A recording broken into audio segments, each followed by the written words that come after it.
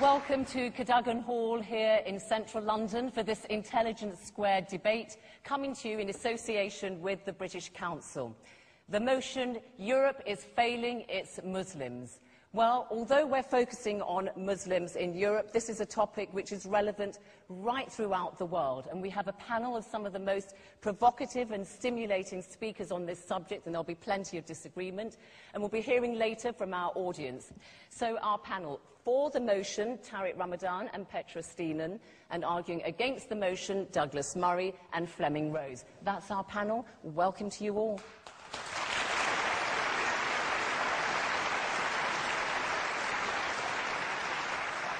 All right, so let's hear our panellists make their opening statements. So, first, for the motion, Europe is failing its Muslims, Tariq Ramadan. Now, he is Professor of Contemporary Islamic Studies at Oxford University. He's been taught by some of the best Muslim scholars in the world, but he's also very active at the grassroots level. He is President of the European Muslim Network.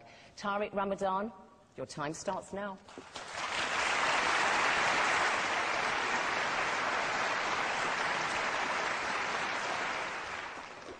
Thank you. Let me start by saying that we are living in a difficult situation. If you listen to what is said in the European countries, the perception is very bad. 75%, for example, French people are associating Islam with violence. The perception is that Islam is a problem and that Muslims are creating problems. They are not really perceived at home in Europe. Every single European society has its own debates, its own controversies around the Muslim presence. The first one is the way Europe is defining itself. The current discourse and the general discourse is that Muslims are not European citizens. We have millions of Muslims that are already Europeans. And this is the situation when we speak about Turkey, for example. It's as if we are speaking about people who are coming from outside, not acknowledging the fact that we already have Europeans that are Muslims in our country. Not only this, on the geographical dimension, it's as if when we speak about Europe, we speak about Western Europe. Eastern Europe is not there. The Muslims who are being Europeans for generations and centuries are not perceived as Europeans. The Bosnian people are not Europeans. It's as if because they are Muslims, they are less Europeans. Our politicians, very often they speak about their fellow citizens as if they don't know who are these new citizens who are Muslim and they are living with them. It's as if these new citizens are problematic because of their religion, but not citizens as to their status. And this is where we have this confusion. We speak about cultural and we Islamize the socio-economic problems. Muslims in our societies are facing unemployment, discrimination and racism, and it's not because they are Muslims, it's because they are facing class discrimination, segregation and wrong social policies.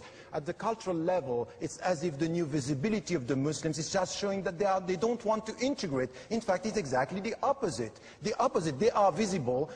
Millions are visible. It means that they are at home. So when you have mosques, when you have organizations, it's not because you don't want to integrate. It's exactly the opposite. You feel at home, you build your mosque, and even this, it's also a very important point in the reality. So it's the opposite. When it comes to food, curry and couscous, that's fine. When it comes to money, Islamic banking, that's fine. But when it comes to dresses, when it comes to color, when it comes to something which is different, it's not fine. So we are selective in our integration.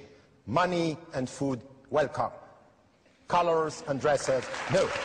So, last point. Last point, when it comes to the media, it's as if here we are only dealing with problems and we are dealing with these controversies every day. We are talking about violence, the minarets, the headscarves, all the problems, not talking about what is done at the grassroots level, the positive actions of the Muslims, the presence. Millions are silent and are constructive and contributing to the reality of our country. And let me say something which is important. The Muslims are understanding the West and Europe much better than before. They are understanding and rediscovering their religion much better than before. And I would say, yes, I'm supporting this motion because today we are failing, but it's a question of time, because what I see at the grassroots level is much more positive than what is happening today in our political discourse, media coverage. things are very important behind. This is what I call the silent revolution. But we need time, and it will be coming. Thank you.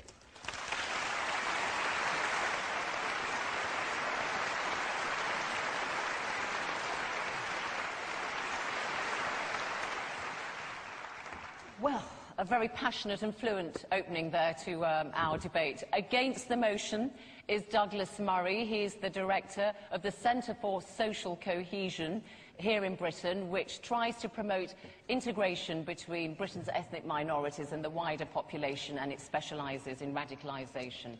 So, Douglas Murray, your time starts now. Thank you. Thank you very much. Tariq says that Europeans associate Islam with violence. There is some truth in that.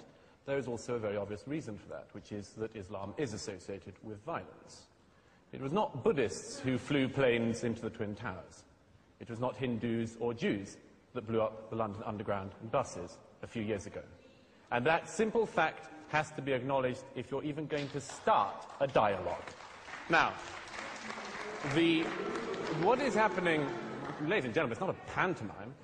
I'd argue that Europe has done not too badly, considering the circumstances. In the middle of the last century, there was an almost negligible Muslim presence in Europe. At the turn of the 21st, in Western Europe alone, there were 15 to 17 million Muslims. That's a very fast migration, ladies and gentlemen, one of the fastest in human history. And no society would find it easy to deal with that kind of migration. As it happens, European societies, Western European societies have, I think, dealt with this much better than some would. Certainly, Muslims coming to live in Britain and in Western Europe enjoy more rights and better rights, among them freedom of worship, than they do in any Islamic country in the earth here today. We do have a problem. We have a problem when the failures of Islam throughout the world, the failures of all Islamic societies, come here into Britain. Their intolerance of freedom of conscience, their intolerance of apostates, their intolerance of freedom of expression and freedom of speech, their intolerance of minorities, other religious minorities, sexual minorities, their intolerance of gays, their dislike and distrust of half of the population, women, and many, many other things. And the call, what's more, for a parallel legal system within Britain and European societies. This is monstrous. No other group behaves like this, asks for parallel laws. This is a fundamental problem, and it's one we're going to have to deal with. It's a problem between a society, Western Europe, that believes that laws are based on reason, and Islam that believes that they are based on revelation. Between these two ideas, I'm not sure there is very much compromise for Europe. It is not Europe that has let down its Muslims, but the Muslims of Europe that have let down Europe. This is not solely something which we have to say we can never reconcile. Of course we can reconcile this, but we need to be honest about it. We need to be frank about it, and we cannot avoid things just because they are unpleasant. And if there were one thing I would wish Muslims in Europe could learn today, as fast as possible, it would be this: that you have no right in this society not to be offended. You have no right to say that because you don't like something, you can commit violence, or you would like something to be stopped or censored. You have no right to have more hate laws, or hate crime laws, or hate speech laws, just to defend Islam. You have to realize, the Muslims of Europe have to realize, that a society in which even your deepest feelings can be trodden upon is the only society worth living in. And the sooner we can learn that, the sooner that Islam can learn that within Europe, the better. It is not Europe that has failed its Muslims. It is Islam that has failed Europe. I'd argue Islam has failed its Muslims. Thank you.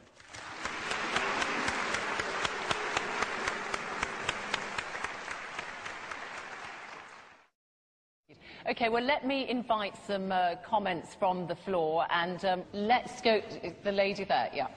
I just had a question to a few questions to Mr. Murray. I don't think it's the Muslims of Europe that have failed, the Muslims of Europe that have failed Europe. I think it's exactly the opposite. One of the things you said, it was actually a few Muslims, crazy Muslims, I think, who sort of flew the plane into those buildings. But was Hitler a Muslim by any chance? Because I'm not sure that Muslims had anything to do with the Holocaust. Okay. Gentleman there. In 2009, the Centre for Muslim Studies, along with the Gallup poll, interviewed 500 British Muslims over 99.5% of those British Muslims found homosexual acts unacceptable. What was interesting is that the government has given concession to Muslims as well as other religious organisations. So it seems to me, in fact, this government here is prepared to give religious organisations, including Muslims, the rights over lots of gay men and women. Okay. Gentleman up there. You talked about how Europe has dealt with this problem, and what you basically have alluded to in the 6 minutes that you had are that Muslims are a problem. And you're from the organisation called the Centre for Social Cohesion, and it's worrying that to have you talk about these things in this manner. What you are basically alluding to is that Muslims are external to Europe, and it's worrying that you see it that way, because then that means there is no chance of there being any solution to any problem, or Muslims being seen as a part of Europe and being seen as European citizens. Thank you.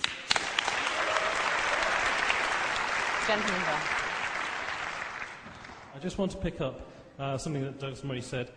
I'd like to ask you, when you talk about the Muslims that are the problem, which Muslims are you talking about? Because you keep slipping in your language to focus on the radicals, the extremists. Maybe that's because that's what you're interested in. But there's another whole set of Muslims out there who are not like that. Okay, just a quick clutch there. Yeah. It is sufficient to point out that Europe is not failing its Muslims, that this debate is taking place tonight and is being televised by the BBC World Service, that Tariq Ramadan holds a chair at Oxford University. I put it to you because of these very facts, that you are being welcomed, that you are being integrated, that you are being respected. You are not a problem. Okay, let's just take... There'll be another opportunity after we've heard our next two speakers to take more questions from the floor. Thank you. Now, arguing for the motion is Petra Steenan. She's a former Dutch diplomat who has worked in the Arab world, and indeed she's written about her experiences there. She's a very active human rights campaigner with a particular interest, amongst other things, in women's rights. So, Petra Steenan, the floor is yours.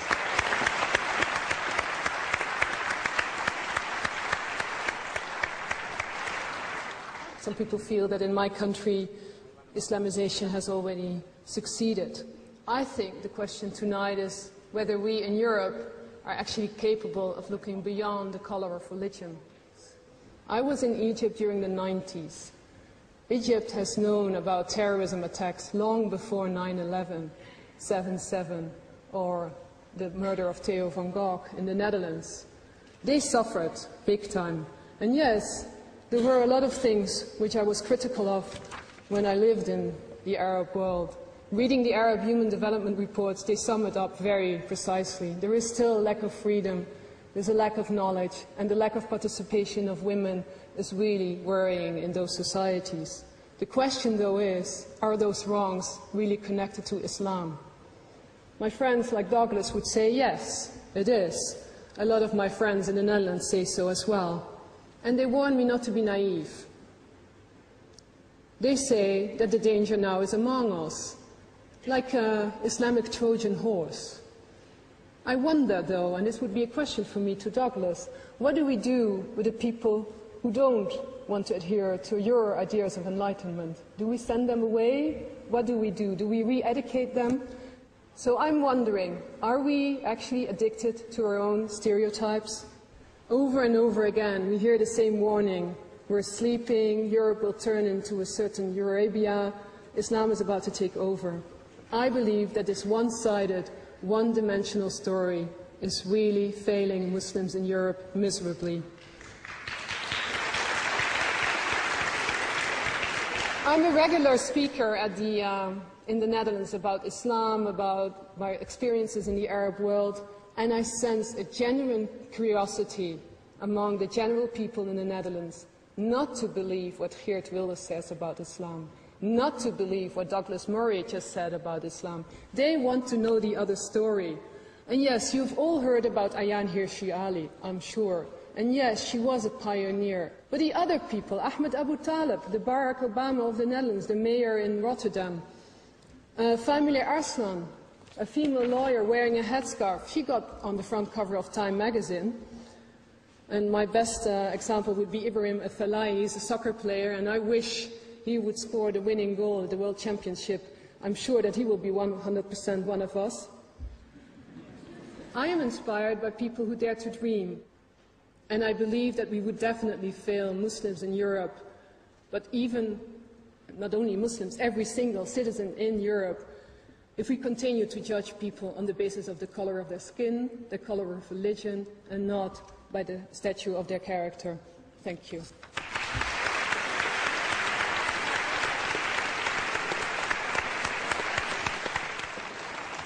Thank you very much, Petra Steenan. Now, our final speaker, arguing against the motion, is Flemming Rose, the Danish journalist. He's the opinion and culture editor of Jyllands-Posten, which is Denmark's biggest newspaper, and it was he, of course, who commissioned those very controversial cartoons of the Prophet Muhammad back in 2005 that sparked protests amongst Muslims right across the world. I see you're in the launch pad, Flemming Rose. Your time starts now.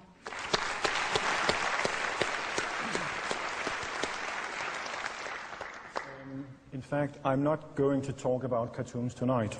I've done that for the past 5 years, and I'm a little bit fed up with it. But I'm going to share with you my afterthoughts after having lived that experience 5 years ago and still experiencing the afterwaves of what happened. I don't want to generalize, and I don't want to essentialize Muslims. In fact, I believe that every Muslim is first and foremost an individual endowed with certain rights and obligations. And as this serves, to my mind, as a foundation of liberal democracies in Europe, this is a very important distinction and caveat when it comes to the phrasing of the motion. It means that the citizens of Europe, they enjoy certain rights, like freedom of expression, freedom of religion, equal treatment before the law, and secular government. It also means that Muslims, as other Europeans, have the freedom to choose. But unfortunately, within too many Muslim communities in Europe, European Muslims are not able to exercise the rights they are being granted by European governments and societies. And I see that as a big problem. So on the one hand, in a liberal democracy, you enjoy the right to freedom of expression, you enjoy the right to freedom of religion, which includes the right to leave your religion. You treat women and men equally, but at the same time, Muslims within their own communities are not able to exercise that right. And it's controversial across Muslim communities in Europe to leave Islam.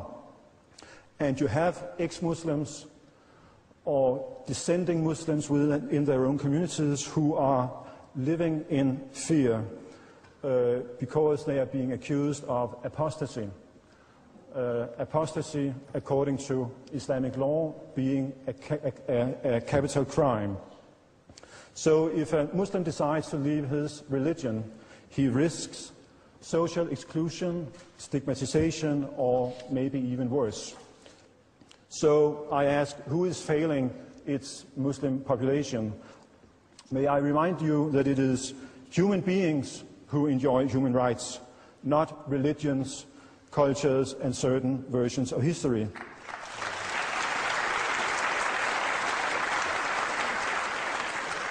And I do believe in the notion of universal human rights, and I think that this notion has served Europeans, Muslims, and non-Muslims well, one consequence being that the Muslim citizens of Europe, in fact, are enjoying more freedom and more rights than any Muslim in any Muslim majority country.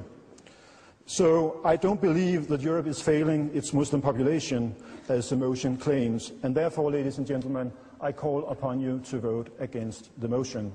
Thank you.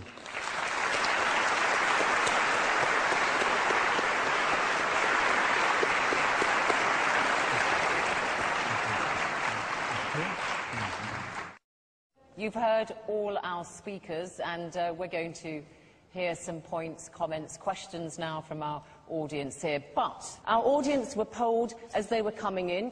This is how our audience here in Cadogan Hall in central London have voted. For the motion, Europe is failing its Muslims, 237, 237 for the motion. Against the motion, 220, 220. And the don't knows were 218, 218. So this is so exciting because it means, audience, panel, there's all to play for. And incidentally, just before I carry on, I should say, you can download a free briefing on the issues being debated here today if you want to. You can go to www.intelligencesquared.com and just follow the instructions. All right, so let's hear some brief comments, please, and questions from our audience. OK, the lady there, thank you. I have one question for the opposition. Although most in this hall would agree that the human rights that are accorded to all of our citizens, Muslim and non-Muslim, are greater than those in the Arab nations, do you think that we have failed Muslims by allowing the language of Islam as against us to propagate on and on since, excuse me, particularly since 9/11, but even before that, and therefore allow our own Muslims within our own countries to feel as if they are part of the enemy rather than part of our own countries? Okay. Okay, I want to take very quick ones then. Okay, this lady here. I just want to make a quick comment to the throwaway comments made by Douglas Murray about Muslim women and Islam and its way it treats women. And I think that Muslim women are quite capable of speaking for themselves. And I think the sort of myths people like you put in the public arena, and I've heard other similar arguments from BNP and all that kind of stuff, they think it justifies their argument by saying, well, Islam treats 50% of its population in a really derogatory and whatever way that you like to explain it. You've got a mic. No, that gentleman there, is it? Yeah. Surely it's Islamic countries and nations and religion who are letting down many Muslims. The lack of correct investment in education, social justice and welfare in their own countries, which has caused so much social migration to Europe, which wouldn't have happened. But surely this lack of contribution to education and ability, especially women, of freedom, has stopped this growing and contributing to Europe as much as they could. Let's just take this young lady here with the headscarf, and then we'll come to our panel. I'm a British female. I love this country, and I give this country. Now you're calling me a problem. I don't think I am. I think you are. Second point is, as a Muslim female, okay, my parents might not let me go somewhere late at night because people are racist to me. They tell me to go back home, and they hurt me. I got hit by 2 white guys, and they laughed at me because I'm a Scafi, okay? Last point is to Mr. Fleming, about the point where you said about the religion, changing religion. Every person has the right to. No one says anything about that. But if you had a daughter or a son that wanted to become a Muslim, would you be happy about that? I don't think so. Why don't you just address that? Would you mind if, I don't know if you have children, but indeed, would you mind if they became Muslim converts? I mean, it's their choice. And I can tell you, I am... But that wasn't what she asked. Would you mind? She said, would you mind? No, I wouldn't. Of course not. I mean, I am married to an immigrant myself who comes from another community than the one I come from. So, in fact, I have been living, this kind of experience for the past 30 years. And yes, there were some members of my family who were quite critical about that. But it was my choice. All right. Hypothetically speaking, Douglas Murray, what would you say to that lady? No, of course it wouldn't bother me. I mean, I would hope that if somebody has access... Look, what Fleming and I are arguing for is that people have the right to access all of the kind of opinions, all of the knowledge that they can. That means, among other things, having, for instance, access to all of the criticism that should be written of the Quran and of Islam. And if they weigh up after knowing all of these things and having access to all of them that they would like to become Muslim, I don't have a problem with that. All right. Good, you answered the question. Petra? When my daughter was born in '98, I called her Soraya, which is the Arabic name for Pleiades, because I felt that she needed to have a present for the rest of her life. After 9/11, people asked me whether I had regretted giving her an Arabic name. And I felt sorry for the person who asked that question. That there's prejudice against... No, the point I'm making is, and I think it's the point the lady is making as well, that the fact that people are called Mohammed is probably, in the perception of many, putting them in a disadvantage. And of course, I totally disagree. Okay. You want to come, because I want to get some response to what we heard out, some of the comments our audience made. I'd just like to make a comment on one of the cases that Petra made, which was about Ahmed Abu Taleb, a very distinguished public figure in Holland. What you failed to mention when you mentioned him as a great success story of the Netherlands, which I agree he is that after the murder of Theo van Gogh in 2004, he had to go under 24-hour protection, because his name was found on a hit list from a radical cell nearby. We cannot simply take, Petra, the terrific success stories and ignore things like that. It is no small thing that a Muslim politician who speaks out should be targeted for assassination in his home country of the Netherlands. Many Muslims and Muslims yeah, Tariq Ramadan, we get the point. Yeah. Once again, I think that you are taking one story.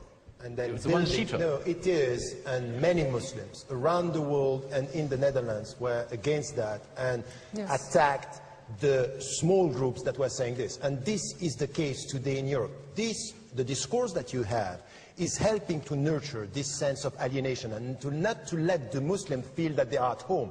And out of the questions that we got from here, people are saying, you are welcome here, and then in their own country. I'm sorry, I'm at home. I'm at home. What are you talking about? Don't talk about. So, talk to me. I'm sorry. Talk to us, or talk to me as a fellow European, and not as someone who is an outsider infiltrating the freedom of expression and using this. This is one. Let me finish. Can I come back to it?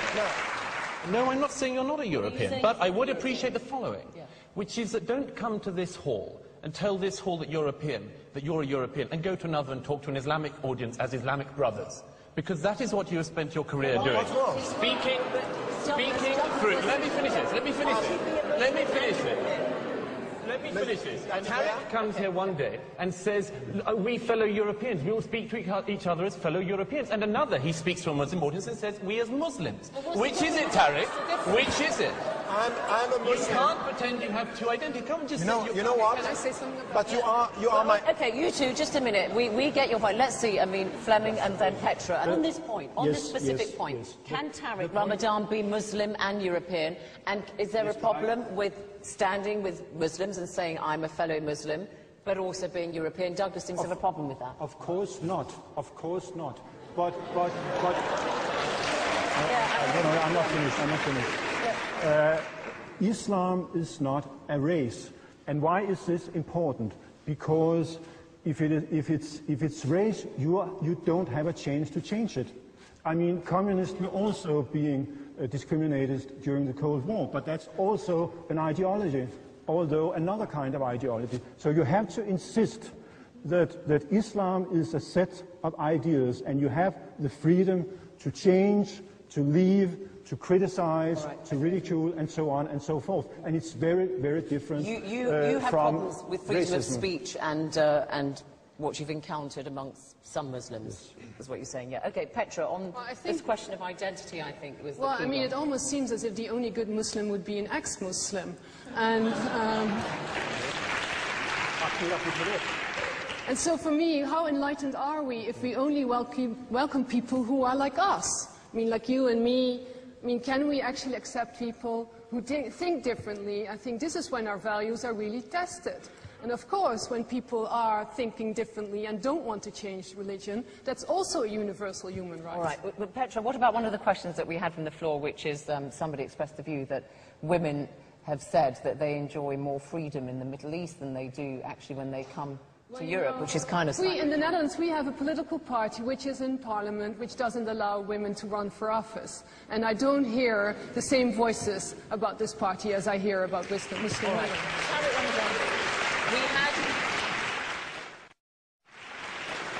I do want to ask about women and Islam, because this is something, we've had some contributions from the floor on that, and women wearing their veils and so on. I mean, this is something which does exercise a great deal of debate the fact that a lot of people feel that you can't be a Muslim woman and enjoy certain freedoms. How do you address that?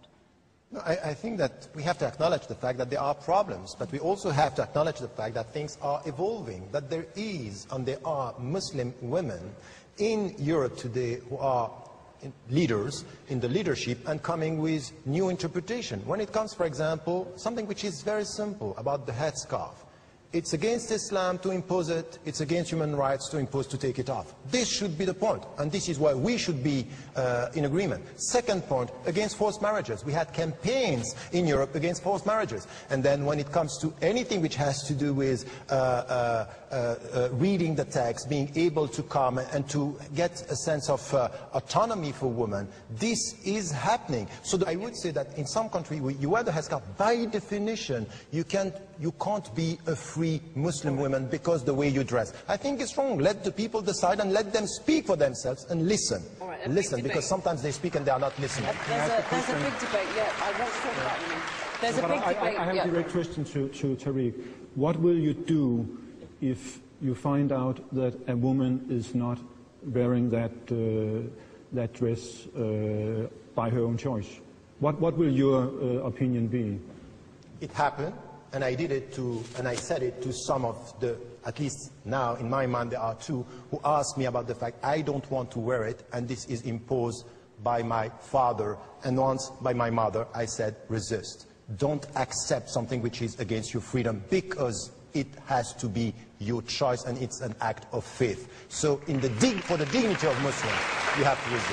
All right, I mean, there's a big debate at the moment in Europe, isn't there, in France in particular, about the niqab, the full face veil, and even people like Rachida Dati, the former French cabinet minister, has said that she is opposed to that. But Douglas, I want to ask you, you heard some of the people from the floor there, the woman complaining about attacks on her because she's described as a scarfie because she wears a head veil. I mean, that is something that you would regret. I mean, that doesn't promote social cohesion. Nobody thinks that any physical attacks or any such thing could be a good thing to happen. Of course not. Of course there are. Let's make sure we're right. Talking about prejudice exists in society. Let's just be absolutely clear as an audience. Prejudice undoubtedly exists in this society. It exists across racial groups, including from minorities to other minorities, after all, which is one of the things we see increasingly in Britain these days. And it is also the case that people, in particularly famously lower socioeconomic groups, are likely to feel hatred for other groups. That is one of the things that has to be tackled, and everyone, I think, in this hall, I'm sure, we're in agreement that that should be tackled. But do not mix up somebody, a thug, a racist, and so on, attacking somebody in a street with the right of Fleming and me to say what we see in the Quran, what we think of Muhammad, and maybe even asserting our right to say so. Okay, all right. Now,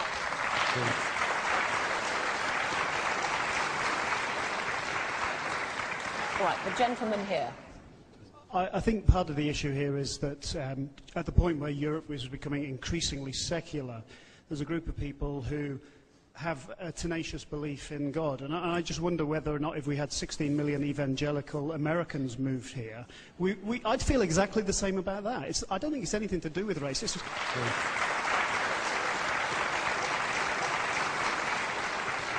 Okay, let's take some from upstairs. Yeah. The biggest point for me is double standards.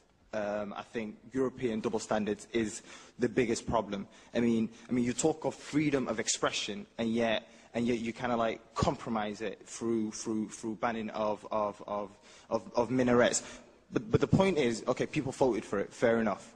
But the point is, you shouldn't compromise. You shouldn't give people, like, you can discuss taxes, you can discuss anything, but freedom of expression, that is not something that is up for tax. And it's just double standards that the West sort of holds. Okay. That. You're referring to that referendum in Switzerland about... And quite a lot of them, like the one in France, banning burqas. Okay.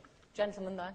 My name's Henry Hogger. I'm a former British diplomat in the Arab world. I worked until fairly recently for something called the Muslim West Facts Project, which is an exercise to publicise the findings of some Gallup polling on Muslim opinion in Europe. One of the most striking features in that, I think, is that in Britain, France and Germany, that Muslims, when asked for how strongly they feel attached to the country that they live in, on the whole, gave stronger answers of loyalty than did the public as a whole, a sample of the public as a whole in those three countries. It seems to me that that's a strong and positive reason for arguing against the motion that Europe is failing its Muslims, but not the reasons which I fear our speakers against the motion have been giving, which are rather inclined to blame Islam and Muslims themselves for the problem. Okay, thank you.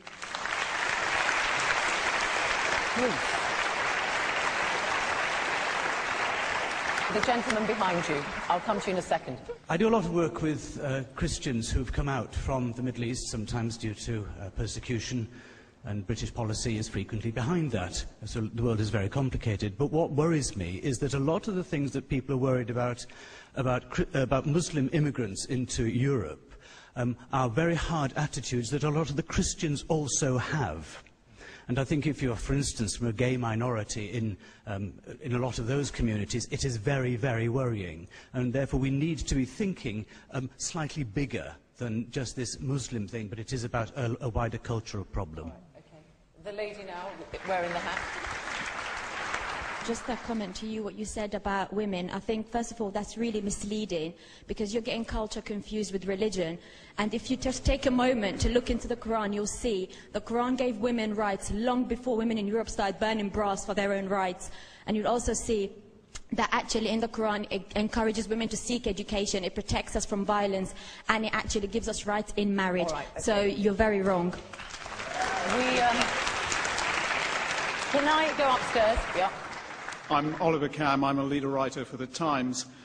Immediately after the Swiss vote to ban construction of minarets, my newspaper published a leading article condemning the vote as inflammatory and a violation of religious liberty.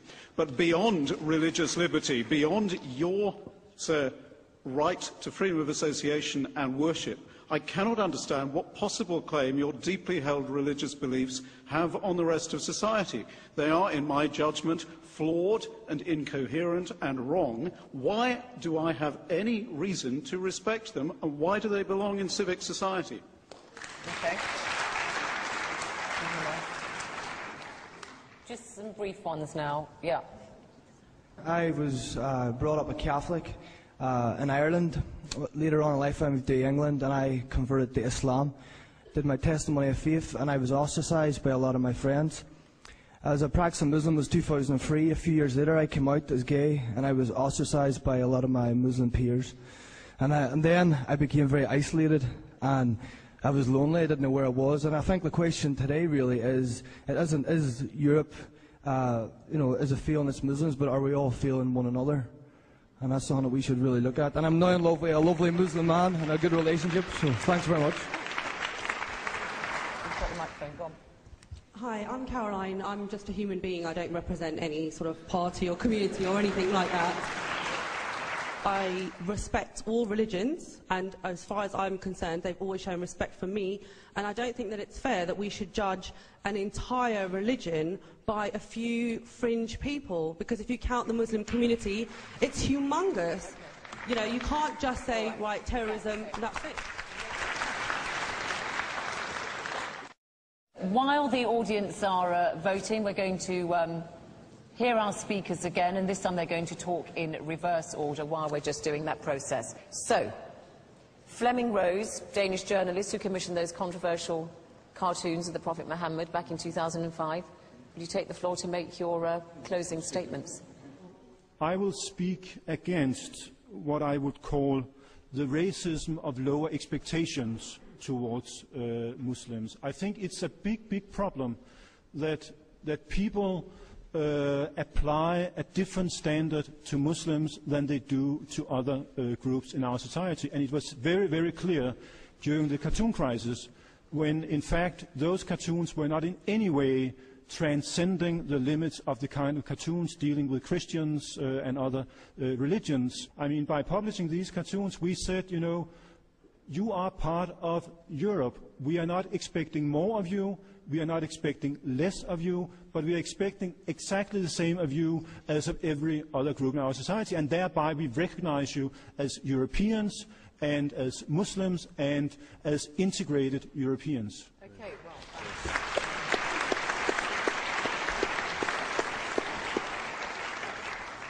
Petra Steenen, former Dutch diplomat, you heard some of the points that came from our floor, so do incorporate some of those in your closing statement, and the idea is to win over those undecideds so that they back your position. So make your case.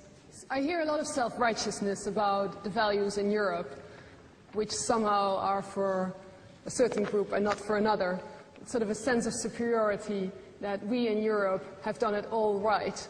And I think this sense of superiority leads to sort of segregation in our society, which I wouldn't want to see for my daughter to live in. And in the end, I think the magic word really is compassion. Compassion for the other, compassion for another story, compassion for difficulties dealing with those stories. So I think that if we want to be citizens of the 21st century Europe, where we enjoy similar rights, civil rights, and I think one of the things we could have learned from the American experience is the civil rights movement. So I think attention for civil rights in our schools, in our systems, is really necessary. Thank you. Okay. Douglas Murray, Director of the Centre for Social Cohesion, a think tank which studies radicalisation and extremism in Britain. Your closing statement. Thank you. Well, first of all, just to pick up on a couple of people, particularly women, who've said about the terrific things that Islam gives women in terms of rights. The first thing is, yes, in 7th century Arabia, some of this was progressive. In 21st century Britain, it is not. And you have to make that fundamental admission that the Quran is not a document for women's rights in Europe in 2010. It is not. Secondly, why is it that only Islamic societies and mosques in this country are places which teach and preach hatred of other minorities? Every single week in this country,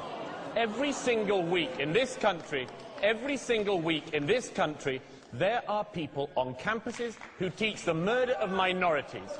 Last week, it was somebody who calls for the murder of apostates. The week before, at another university, it was somebody who believes the Jews are fair game. This is not tolerable. It is not tolerable for Muslims. It is not tolerable for anyone else. You, I hope, would agree with me that any minority that engaged in such hatred and bigotry should be criticised. Don't pretend that the cloak of Islam and Islamic belief and religious fervour means that people like us cannot say that people who call for the murder of minorities are not mainstream, are not acceptable, and have to be critiqued.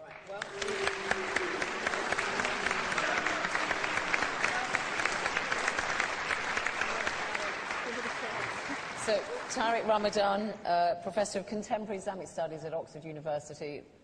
Final word goes to your closing statement, incorporating some of the points raised by our audience. Thank you for that, and welcome to social cohesion. That's really nice.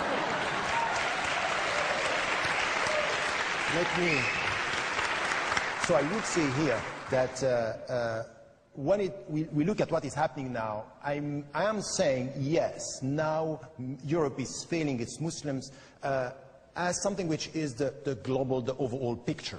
Now when we come with time, what is happening in Europe now is quite different. And this is what I call the silent revolution. When we look at what is going on at the grassroots level with citizens that are European Muslims and Muslim Europeans, and they are here and they are going to stay, and they are going now to go to something which is not to talk about integration. They are all fed up with integrate. Now they contribute, now they give, now they build, and this is it.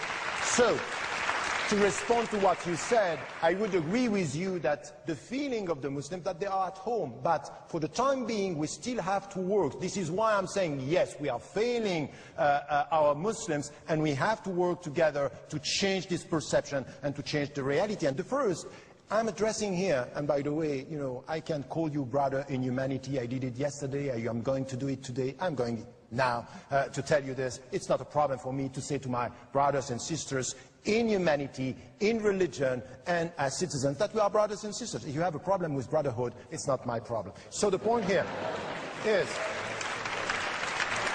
and please, we have been talking about what doesn't work. Let us speak about what works at the grassroots level. All right,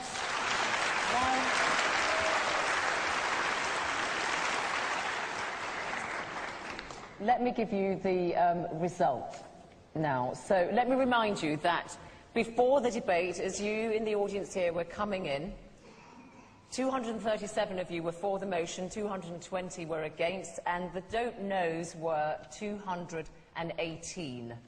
This is how you've voted after you've heard our panel make their presentations. You've also put your comments.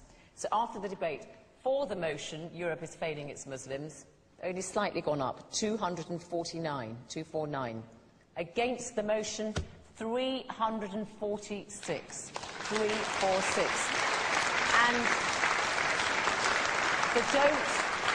the don't knows have gone from 218 to 84. So Europe is failing its Muslims. Against have won. Douglas Murray and Fleming Rose, congratulations to you.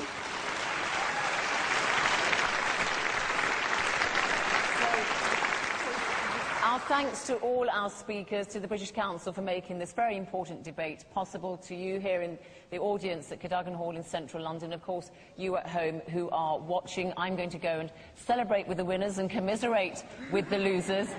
From me, Zainab Badawi, goodbye.